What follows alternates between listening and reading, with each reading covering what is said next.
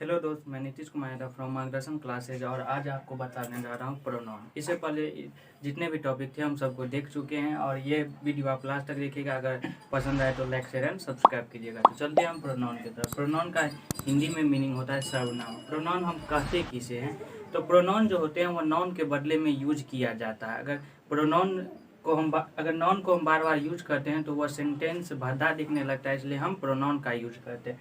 जैसे the word which is use in the place of non is called pronoun. वह pronoun कहलाता है जो नॉन के बदले यूज होता है। जैसे हम यहाँ लिख ले Ram is a good boy, Ram is a honest boy, ऐसे करके लिखते हैं तो उसकी जगह पर हम लिख सकते हैं Ram is a good boy, he is a honest boy, ऐसे भी लिख सकते हैं। तो राम को रिप्लेस किया है ही, इसलिए ही क्या हो गया? प्रोनाउन हो गया। अब चलते हैं जो प्रोनाउन कितने टाइप्स के होते हैं। तो प्रोनाउन 10 टाइप्स के होते हैं। There are 10 kinds of pronoun. देखते हैं पहला टाइप्स क्या है, पर्सनल प्रोनाउन, जिसे हम व्यक्तिवाचक सर्वनाम कहते हैं। तो the pronoun which is use for the person और thing is called personal pronoun. The pronoun which is use for a person is called personal pronoun. जो प्रोनाउन पर्सन के लिए यूज होता है उसे हम पर्सनल प्रोनाउन कहते हैं। जैसे I, we, you, he, she, they, it is you. There are 3 types of personal pronoun. और पर्सनल प्रोनाउन के भी 3 टाइप्स होते हैं, वो जो हम first person, second person, third person के नाम से जानते हैं। तो फर्स्ट पर्सन क्या है? Speaker is called first person. हम अभी बोल रहे हैं तो हम फर्स्ट पर्सन है। तो आई का ऑब्जेक्ट हुआ माई, और यह क्या होता है? सिंगुलर होता है। वी का ऑब्जेक्ट हुआ अस, और यह प्लुरल होता है। तो चलते हैं हम अगले टाइप्स पे। फर्स्ट टाइप्स देख चुके थे पर्सनल प्रोनाउन के। अब हम देख रहे हैं second person. Listener is called second person. जैसे आप लोग सुन रहे हैं तो आप सेकंड पर्सन हुए। जैसे you are a boy, you are a boy.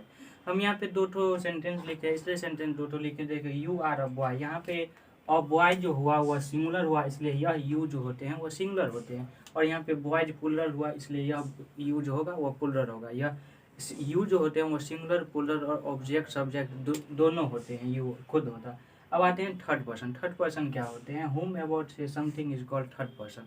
जो जिनके बारे में हम लोग बोल रहे हैं उसे हम थर्ड पर्सन कहते हैं। जैसे ही, सी, दे। यहाँ पे हम इसका ऑब्जेक्ट भी लिख रहे हैं क्योंकि हम केस पढ़ा चुके हैं, नॉमिनेटिव, ऑब्जेक्टिव, वोकेटिव और पोसेसिव केस, इसलिए हम इसके ऑब्जेक्ट लिख दे रहे हैं। और जैसे ही का हिम होता है, सी का हर होता है, दे का देम होता है। ये सिंगुलर में आते हैं, ये प्लुरल में आते हैं। अब हम आ रहे हैं जो second types of pronoun. Pronoun के सेकेंड टाइप्स पे, जैसे डेमोन्स्ट्रेटिव प्रोनाउन, निश्चयवाचक सर्वनाम। निश्चयवाचक सर्वनाम क्या होता है? The pronoun which is used for a definite person और थिंग। जो निश्चित पर्सन और थिंग के लिए आता है उसे हम डेमोन्स्ट्रेटिव प्रोनाउन कहते हैं। इसका मीनिंग हुआ जो उसे हम काउंट कर सकते हैं। जैसे दिस इज अ बॉय, यहाँ पे दिस होगा डेमोन्स्ट्रेटिव प्रोनाउन। दैट होगा डेमोन्स्ट्रेटिव प्रोनाउन। यहाँ पे दोज होगा डेमोन्स्ट्रेटिव प्रोनाउन। दीज होगा डेमोन्स्ट्रेटिव प्रोनाउन। इसका मीनिंग हुआ कि इसको हम काउंट कर सकते हैं। जैसे दिस इज अ डॉग, वह एक डॉग है। दैट इज अ पेन, वह एक पेन है। दिस इज अ डॉग, यह एक पेन है, यह एक कुत्ता है। दोज आर बुक्स, वह एक मतलब वे सभी किताबें हैं। और दीज आर फैंस, ये सभी क्या है? पंखे है। तो अब हम चलते हैं अगले टाइप्स पे। तो हम सेकंड टाइप्स ऑफ प्रोनाउन देख चुके थे। हम थर्ड टाइप्स पे आ रहे हैं जो इंडिफिनिट प्रोनाउन। इससे पहले हम पर्सनल प्रोनाउन, डोमेस्टिकेटिव प्रोनाउन देख चुके हैं। अब हमारे हैं इंडिफिनिट प्रोनाउन, जिसे हम अनिश्चितवाचक सर्वनाम कहते हैं। The pronoun which is used for a indefinite person और thing is called indefinite pronoun. यहाँ पे लिखा जा रहा है the pronoun which is used for indefinite person और thing is called indefinite pronoun. जो अनिश्चित व्यक्ति वस्तु के लिए आता है उसे अनिश्चित सर्वनाम कहते हैं। जैसे someone play cricket, do you have any pen. यहाँ पे someone, any one, none one, ये सब जो होते हैं वह इंडिफिनिट प्रोनाउन के तहत आते हैं। अब हम आ रहे हैं जो इंट्रोगेटिव प्रोनाउन। इंट्रोगेटिव प्रोनाउन क्या है? यहाँ से स्पष्ट हो रहा है जो प्रश्नवाचक सर्वनाम जिसका उपयोग प्रश्न पूछने में किया जाता है उसे प्रश्नवाचक सर्वनाम कहते हैं। जैसे the pronoun which is used to ask a question is called interrogative pronoun, जिसका यूज प्रश्न पूछने में किया जाता है। जैसे विच इज योर पेन, कौन सा पेन तुम्हारा है। हु आर यू, तुम कौन हो। यहाँ पे विच, हु, हुम, ये सब जो होते हैं वह इंट्रोगेटिव प्रोनाउन के तहत आते हैं। अब हम आ रहे हैं रिलेटिव प्रोनाउन क्या है।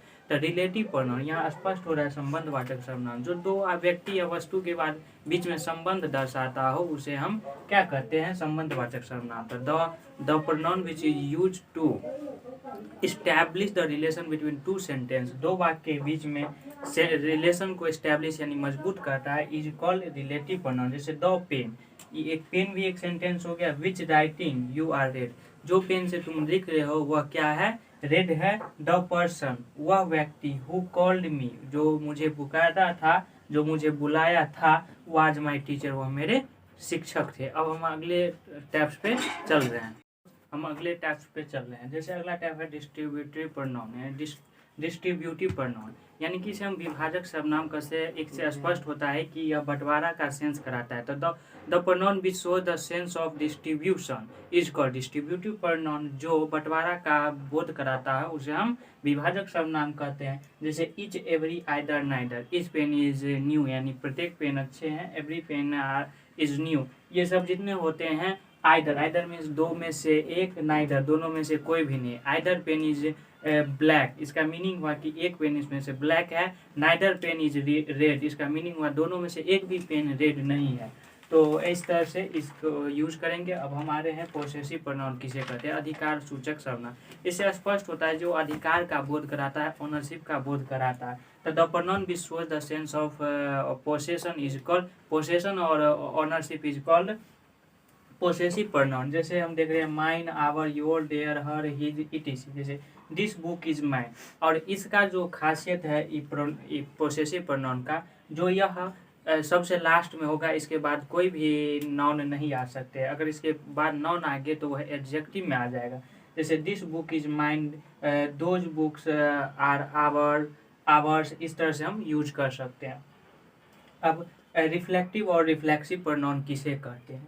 तो द प्रोनाउन यहाँ पे देख रहे हैं निजवाचक, जो निज का यानी कि स्वयं का बोध कराता है। The pronoun which show the sense of self is called reflexive pronoun या रिफ्लेक्सिव प्रोनाउन। जैसे हम देख रहे हैं I do my work my self, यानी मैं अपना काम स्वयं ही करता हूँ।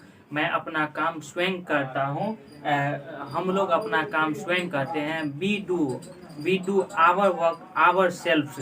अब बोलिएगा जो यहाँ पे हम माई सेल्फ दिए हैं, यहाँ आवर सेल्फ दिए हैं, तो हम बता दें जो वी जो होते हैं वो प्लुरल होते हैं, इसलिए आवर सेल्फ होंगे। और ही होते हैं, ही का हिम सेल्फ, सी का हर सेल्फ, दे का देम सेल्फ, यू का आवर सेल्फ और आवर सेल्फ, क्योंकि यू सिंगुलर और प्लुरल दोनों होते हैं। तो अब चलते हैं हम अगले टाइप्स पे। तो हम 9th काइंड्स ऑफ प्रोनाउन देख रहे हैं। जैसे एम्फैटिक प्रोनाउन, जिसे एम्फैसिजिंग प्रोनाउन भी कहते हैं। इसका मीनिंग हुआ दबाव सूचक सर्वनाम। जैसे the pronoun which shows the sense of emphasizing is called emphatic pronoun. जो दबाव को बोध कराता है उसे दबाव सूचक सर्वनाम कहते हैं। I myself do my work, यानी मैं ही इस काम को करता हूँ। यानी Sita herself sing her song, यानी सीता ही अपनी गाना खुद गाती हैं। रेसिप्रोकल प्रोनाउन पारस्परिक संबंध वाचक सर्वनाम किसे कहते हैं। तो the pronoun which shows the mutual relation between to और मोर पर्सन्स और thing is called reciprocal pronoun. जैसे राम एंड श्याम एब्यूज, यानी राम और श्याम एब्यूज यानी गाली देता है इच अदर, एक दूसरे को। Mohan, Sohan and Rohan fight one another, यानी ये दोनों एक दूसरे से लड़ते हैं।